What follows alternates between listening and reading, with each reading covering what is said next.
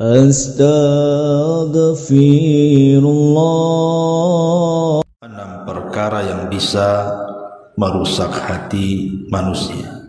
Apa saja 6 perkara itu? Dan kenapa pembahasan ini sangat penting? Karena kita tahu bahwa rusaknya hati itu akan merusak badan dan lisan seseorang. Dan itu berdasarkan hadis yang ma'ruf, ala wa inna fil jasadi mudghah idza saluhat saluhal jasadu kulluh wa idza fasadat fasadal jasadu kulluh ala wahiyal qalb. Di dalam tubuh manusia itu ada segumpal daging. Kalau dia baik maka akan memperbaiki semuanya. Tapi kalau dia jahat maka akan mencelakakan semuanya. Itulah hati manusia. Dari hadis ini kita tahu bahwa hati itu penentu. Sebagaimana perkataan Imam Ibnul Qayyim rahimahullahu ta'ala, al-qalbu kal malik. Hati itu seperti raja. Dialah yang kemudian mengatur segalanya.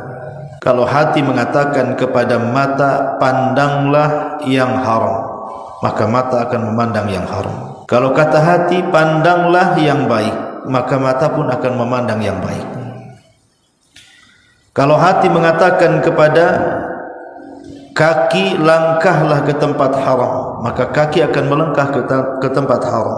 Begitu juga kalau hati mengatakan langkahkan kakimu ke tempat yang baik, maka kaki pasti akan melangkah ke tempat yang baik, dan begitu seterusnya. Itulah posisi hati. Makanya kenapa dalam Islam amalan hati itu jauh lebih mulia dibandingkan amalan badan. Amalan hati itu lebih mulia jauh dibandingkan amalan badan. Bahkan amalan badan dan lisan sekalipun diterimanya itu dikarenakan karena amalan hati. Karena amalan hati itu penentu masalahnya. Lah, dari sini kita tahu tentang pentingnya pembahasan ini. Jangan sampai hati kita rusak. Ma'asyiral muslimat yang dimuliakan Allah Subhanahu wa taala. Lalu apa saja 6 perkara yang bisa merusak hati itu? Ini dirangkum dari ucapan seorang imam tabi'in, imamnya para tabi'in, Hasan al-Basri rahimahullahu ta'ala. Qala al-Hasan al-Basri rahimahullahu ta'ala, fasadul qulubi mutawalladun min 6 asya'a. Rusaknya hati itu dilahirkan karena 6 perkara. Yang pertama, yudhnibuna bi raja'i taubati. Mereka melakukan dosa dengan harapan mendapatkan tobat. Yang kedua, wa yata'allamuna al-ilma wa la ya'maluna bi. Mereka belajar ilmu agama tetapi tidak mau mengamalkannya. Yang ketiga, wa idza amilu la yukhlisun. Kalaupun mereka mau mengamalkan ilmunya, mereka tidak ikhlas dalam pengamalannya. Yang keempat, wa ya'kuluna rizqallahi wa la yashkurun. Mereka memakan rizki Allah tapi mereka tidak pernah bersyukur. Yang kelima, la yardawna bi kismatillahi azza wa jalla. Tidak pernah merasa puas dan redha dengan pemberian Allah Subhanahu wa taala. Dan yang terakhir, yang nomor 6, wa yudfinuna mautahum. wa la ya'tabirun. Mereka menguburkan orang-orang mati di sekitar mereka, tapi tidak pernah mengambil ibrah dari kematian. Inilah 6 perkara yang kita akan jelaskan, dirangkum dari perkataan Al-Imam Al-Hasanul Basri rahimahullahu ta'ala. Yang pertama, yudhnibuna biraja'i taubati. Yang merusak hati adalah mereka melakukan dosa dengan harapan mendapatkan taubat. Ini bahaya, dan ini yang paling banyak di masyarakat, di mana orang-orang yang melakukan maksiat kepada Allah Azza wa Jalla, entah mereka tidak salat, artinya meninggalkan kewajiban, entah mereka tidak puasa Ramadan, entah mereka tidak menunaikan zakat, entah mereka sudah sanggup haji tidak haji, atau terang-terangan melakukan maksiat seperti minum khamar, judi, zina dan yang semacamnya. Terkadang kalau diingatkan itu, kapan lu taubat? Kapan kamu mau taubat? Ah, nanti aja, masih ada waktu. Saya kan masih muda, nantilah usianya kalau sudah dekat-dekat 60-70 tahun baru saya tobat katanya. Atau nantilah habis umroh, habis haji katanya. Kenapa bisa orang itu kemudian mengungkapkan kata-kata seperti itu? Kalau disuruh tobat itu gayanya nanti-nanti, lagunya nanti-nanti. Ah, nantilah, kan masih ada waktu, saya kan masih muda belum tua. Ya tadi karena hatinya rusak, hatinya sudah rusak, di mana mereka melakukan dosa itu biraja'i taubati, karena ada harapan, oh nanti juga kan ada waktu bisa tobat. Bukankah Allah itu Ghafur? Bukankah Allah itu Rahim? Allah itu Maha Pengampun, Allah itu Maha Penyayang katanya. Akhirnya meremeh-remehkan dosa karena keyakinan seperti itu karena rusaknya hati. Dia tidak tahu bahwa ketika dia mengucapkan kalimat seperti itu, bahwa apabila kemudian kita katakan kapan kamu taubat, kemudian dia mengatakan ah nanti dulu, usia saya masih panjang, nanti dulu, saya belum haji, belum umrah dan begitu seterusnya. Dia tidak paham bahwa dia tidak tahu usia dia sampai kapan. Kematian orang itu kan tidak tahu. Siapa yang tahu kematian orang? Wa ma tadri nafsum madza taksibu ghadan wa ma tadri nafsum bi ayyi ardin tamut, kata Allah. Jiwa itu loh tidak tahu apa yang terjadi besok pagi, dan jiwa juga tidak tahu tempat kematiannya di mana. Makanya kenapa para ulama mengatakan jangan menunggu-nunggu tobat. Kalau bisa hari ini berdosa, hari ini juga tobat. Kalaupun besok harus berbuat dosa lagi, ya tobat lagi. Jangan dosanya hari ini, tobatnya minggu depan, gitu maksudnya. Kalau hari ini kita anggaplah tadi 1 jam tadi saya melakukan dosa, maka sekarang langsung bertobat, gitu maksudnya. Jangan sampai ditunda-tunda karena usia kita tidak tahu. Jangan sampai kita mati membawa dosa kepada Allah Subhanahu wa ta'ala. Sering saya katakan, dosanya iblis itu berapa kali sehingga dia diusir dari sorga? Dosanya iblis itu cuma 1 kali aja, di mana Allah Subhanahu wa ta'ala ketika memerintahkan iblis untuk sujud kepada Adam, tak mau. Itu aja dosa dia. Dia tak mau sujud kepada Adam karena perintah Allah. Pertanyaannya, kenapa iblis tak mau sujud?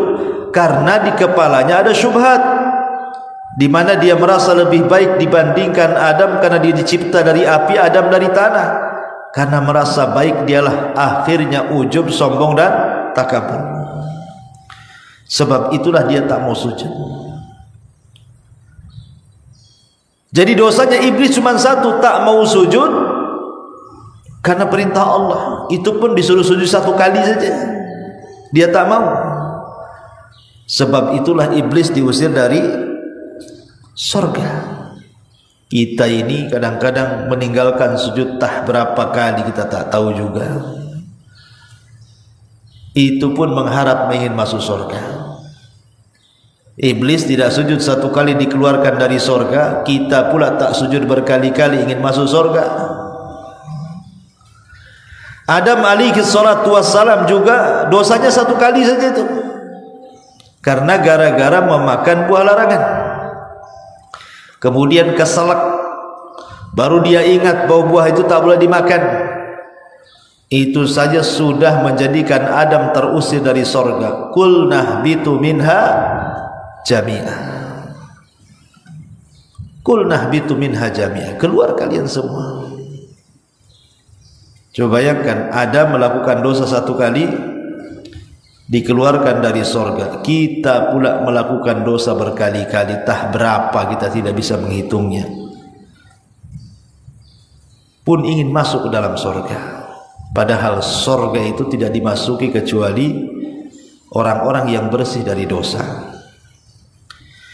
Masyarul muslimat yang dimuliakan Allah Subhanahu wa taala, maka di antara tanda rusaknya hati adalah meremehkan dosa. Karena sebuah harapan masih ada waktu untuk bertobat. Sebenarnya bagus orang itu mengharap ingin tobat. Yang tidak bagus itu mengakhir-akhirkan tobat. Kalau ada terbentik dalam hatinya ingin tobat, berarti ada kesadaran dalam hatinya. Yang tidak bagus itu kalau seandainya tobatnya diakhir-akhirkan. Kapan lo tobat? Tunggu habis nikah masih juga dia maksiat. Katanya habis nikah mau tobat. Tunggulah nanti habis umroh. Sudah umroh nih masih juga buat maksiat. Kapan lo tobat? Tunggulah nanti sampai usia saya 40. Udah 40 tahun masih juga. Tunggulah, akhirnya mati ya sih. Ceritanya tunggu saja tuh. Ini yang pertama. Yang kedua, wa ya'malunal ilma wa la ya'maluna. Mereka mempelajari ilmu agama tapi tidak untuk diamalkan.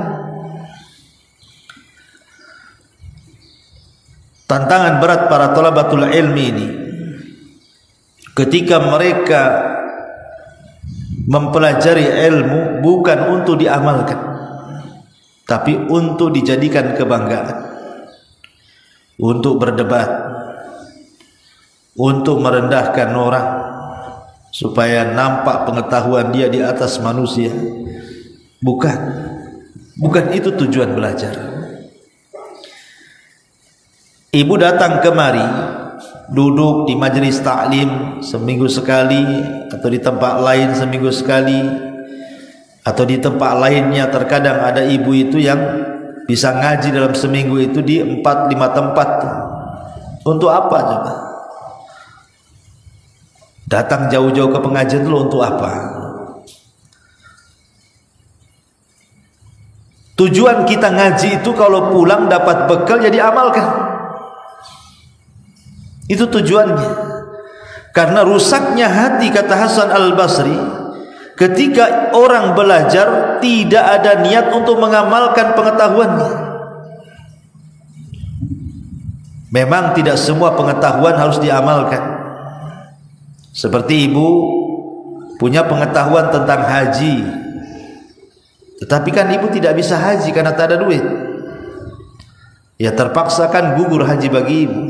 Jadi tidak semua yang ibu ketahui harus diamalkan, tetapi minimalnya yang bisa diamalkan, amalkan.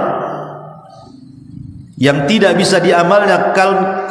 bisa diamalkan karena tidak punya kesanggupan, maka bertakwalah kepada Allah Subhanahu wa taala semampu kita. Fattaqullaha mastata'tum. Bertakwalah kalian semampu kalian. Kemudian yang ketiga, wa idza amilu la yukhlisuna. Walaupun mereka mau mengamalkan pengetahuannya tapi tidak ikhlas, alias riya. Ini penyakit hati. Riya itu penyakit hati. Makanya sering saya contohkan bagaimana kisah Zainul Abidin rahimahullah ta'ala. Zainul Abidin ini dikenal dalam sejarah orang yang banyak memberikan sedekah, tetapi sedekah yang diberikan Zainul Abidin ini sadaqatus sir, sedekah yang tidak terang-terangan. Tidak ada yang tahu kalau Zainul Abidin ini dia bersedekah. Kenapa? Karena sedekahnya tengah malam, ketika manusia sedang tertidur, dia menggendong gandum kemudian meletakkan di depan setiap fuqara wal masakin sebanyak 70 pintu setiap malamnya. Diletakkan satu di sini, diletakkan satu di sana, diletakkan satu di sana lagi. Subhanallah. Setiap orang miskin ini besoknya membuka pintu sudah ada makanan tuh di depannya tuh. Enak enggak? Enak lah. Buka pintu udah ada beras di situ kan. Tidak perlu beli-beli. Tapi walaupun demikian, Zainul Abidin ini masih dicela orang dan dikatakan orang kaya bakhil katanya. Mereka tidak paham siapa yang selama ini memberi makan di depan rumah-rumah mereka. Begitulah manusia tidak bersyukur. Mereka mencela orang yang memberinya karena ketidaktahuan. Lihat Hasan Al-Basri, dia tidak dikenal di mata manusia, justru manusia mencelanya, tapi dia sangat terkenal di langit di hadapan Allah dan para malaikatnya, karena ketika dia bersedekah hanya dia dengan Allah yang tahu. Orang-orang tidak tahu, dan itulah keikhlasan namanya. Ikhlas itu amalan yang hanya semata-mata Allah saja yang tahu dan ditujukan kepada Allah. Ketahuannya adalah ketika Zainul Abidin sudah meninggal, Bu, kemudian dimandikan. Saat dimandikan itulah yang memandikan bercerita bahwa di bahu Zainul Abidin itu penuh dengan kapalan karena banyak memanggul sesuatu. Dan setelah sepeninggalnya tidak ada satu gandum pun berada di depan rumah para fuqara wal masakin. Dari situ tahu siapa yang selama ini bersedekah kepada mereka. Lah itulah ikhlas namanya. Ikhlas itu menyembunyikan cukuplah kita yang tahu dengan Allah Azza wa Jalla.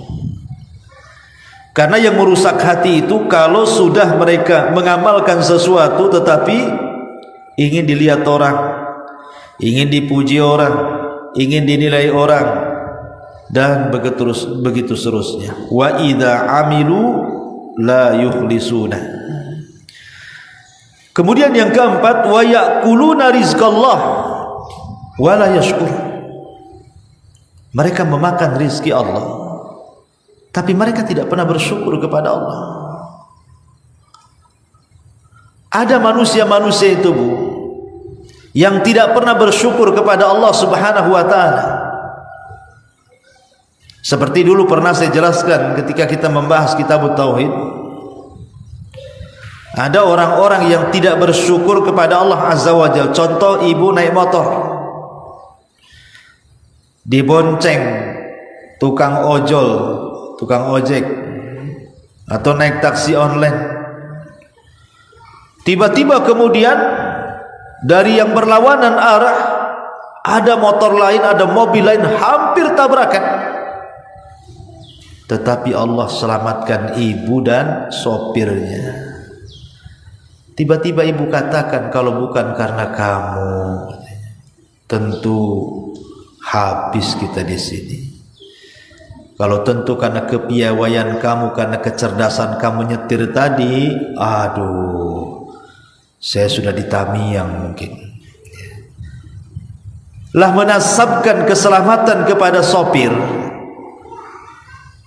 menasabkan keselamatan kepada tukang ojek ataupun tukang taksi dengan mengatakan karena kecerdasan mereka ibu selamat. Itu namanya tidak bersyukur dengan rizki Allah. Keselamatan itu rizki yang kasih itu Allah, bukan karena sopir tadi.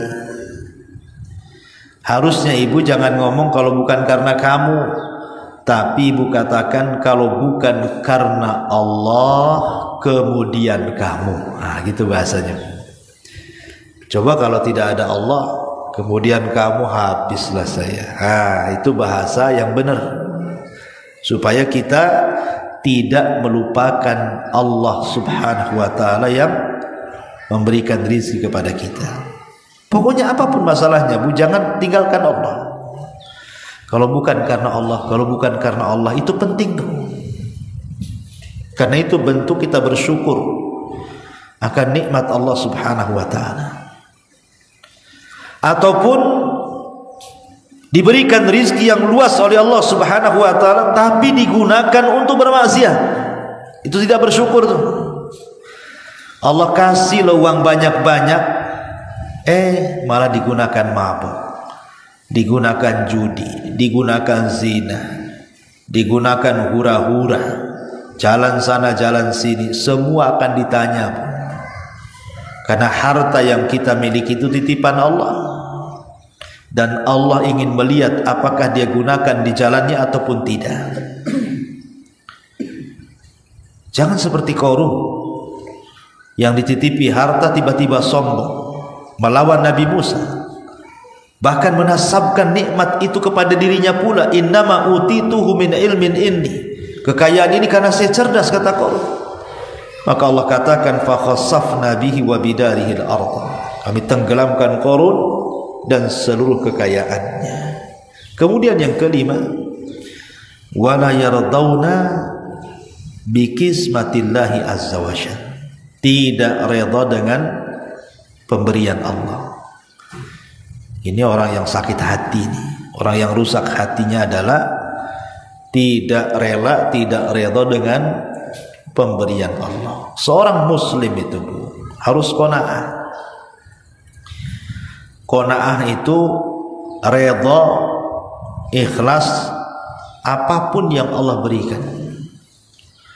Karena terkadang ada orang-orang yang sengaja Allah subhanahu wa ta'ala fakirkan, sebab kalau dia kaya makin melampaui batas.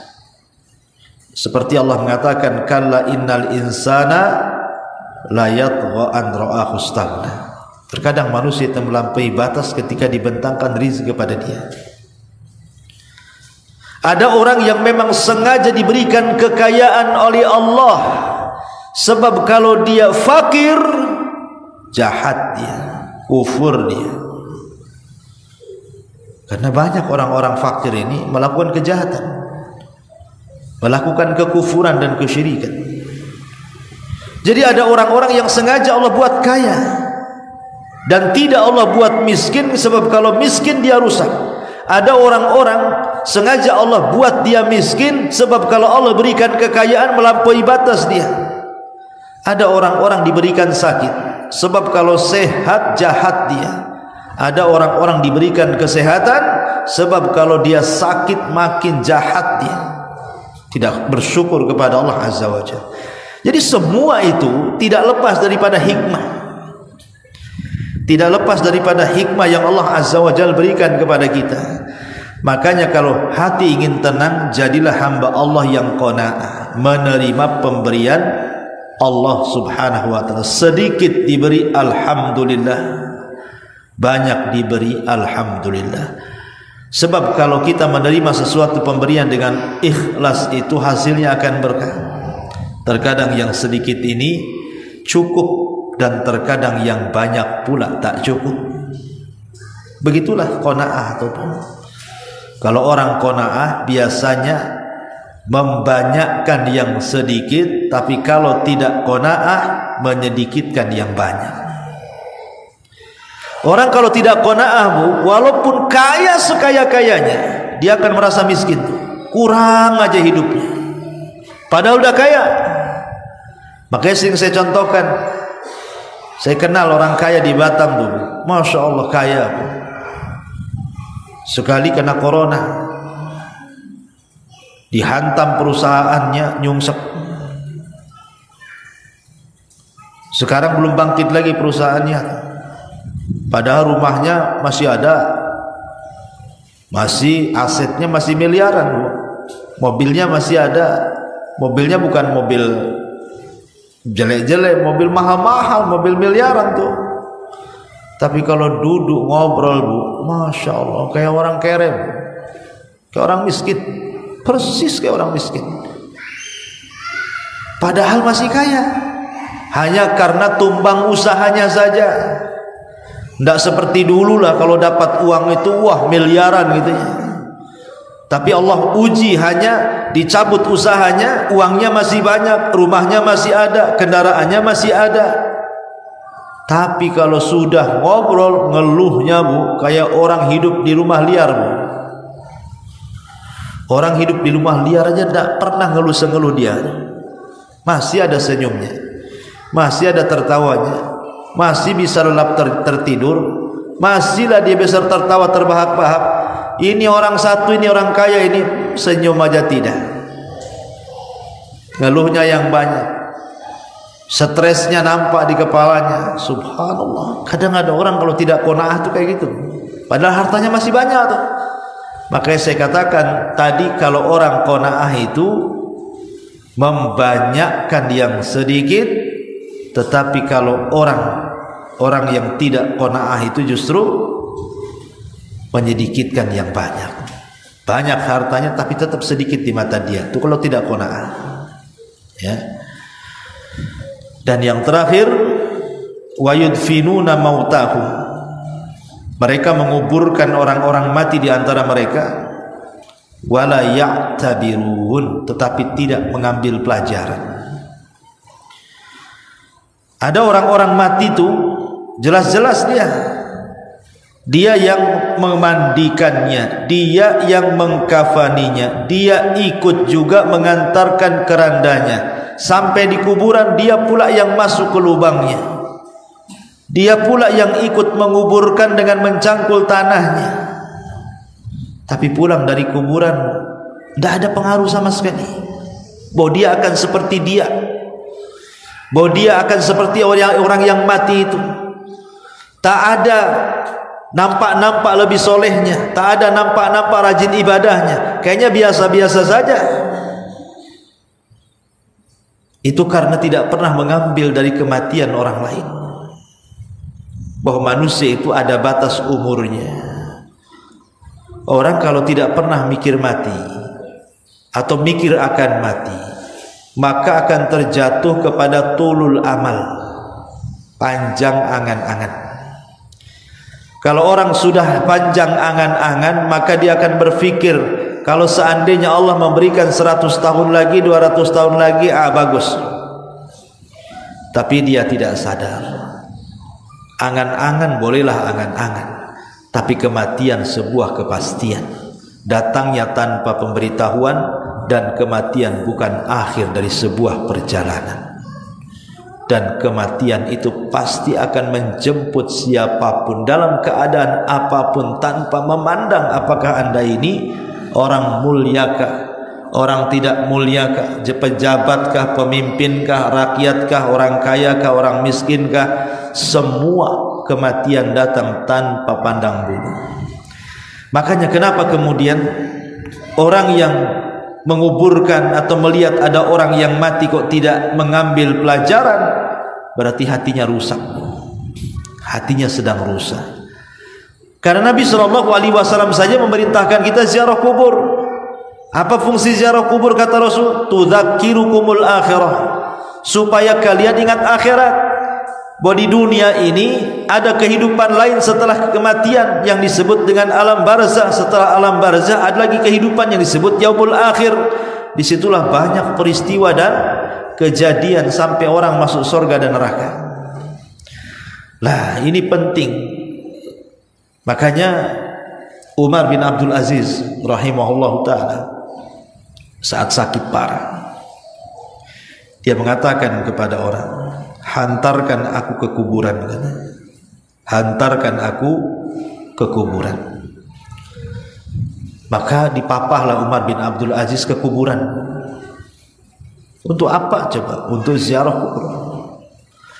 Ketika sampai di kuburan, Umar bin Abdul Aziz pun menangis, dan menangis orang-orang di sekitarnya. Maka ditanyakan kepada Umar bin Abdul Aziz, wa mayubkika ya Amiral Mukminin, apa yang membuat anda menangis wahai Amiral Mukminin? Wahai Umar ibn Abdul Aziz, apa yang membuat anda menangis? Maka Umar ibn Abdul Aziz mengatakan, celaka kalian kalau seandainya Allah masukkan aku ke liang lahat, saya tidak tahu fa ayyu fariqaini ana, di kelompok mana saya akan diletakkan, katanya. Kalau aku mati, kata Umar bin Abdul Aziz, di kelompok mana saya akan diletakkan itu? Apakah di kelompok fariqun fil jannah wa fariqun fis sa'ir, ataukah saya dikelompokkan dengan kelompok-kelompok yang akan masuk ke dalam surga, ataukah saya akan diletakkan di kelompok yang akan masuk ke neraka syair? Saya tidak tahu. Saya tidak tahu, makanya saya menangis. Makanya Utsman ibn Affan radhiyallahu an juga sama, apabila diingatkan tentang kuburan dia menangis terseduh-seduh. Apabila diceritakan tentang neraka dia biasa saja. Dikatakan, wahai Utsman, dikisahkan di hadapanmu neraka, kau biasa-biasa saja. Dikisahkan kepadamu tentang alam kubur, kau bisa menangis sampai sedemikian rupa. Apa jawaban Utsman ibn Affan radhiyallahu an? Wailakum, celaka kamu. Kuburan itu raudun min riyadil jannah au hufratun min hufarin nar. Ingat, kuburan itu bisa menjadi taman yang menuju ke taman-taman sorga, atau boleh jadi itu sumur yang menuju kepada sumur-sumur neraka, naudzubillah. Ya. Makanya orang yang mengingat kematian sehingga dia takut kepada Allah, semangat ibadah, memperbanyak bekal, berarti hatinya hidup. Tetapi orang yang ketika melihat kematian, melihat kuburan, kok tidak ada pengaruh dalam kehidupannya, berarti hatinya rusak. Itulah harus diperbaiki. Inilah 6 perkara yang disebutkan oleh Hasan al-Basri rahimahullahu ta'ala. Kalau ada pada diri seseorang, ketahuilah bahwa orang itu sedang rusak hatinya. Berarti kalau ingin baik hatinya, lakukan kebalikannya. Lakukan kebalikannya. Kalau kita berbuat dosa, segeralah bertobat. Segera bertobat. Kemudian yang kedua, kalau kita belajar, segera amalkan. Kemudian yang ketiga, kalau kita mengamalkan, usahakan ikhlas. Kemudian yang keempat, makanlah dari rizki Allah dan usahakan bersyukur. Kemudian yang kelima, qanaahlah dengan cara redha apapun yang Allah berikan kepada kita. Dan yang terakhir, ambillah pelajaran dari setiap kematian. Inilah diantara 6 perkara yang bisa menghidupkan hati kita. Wallahu a'lam.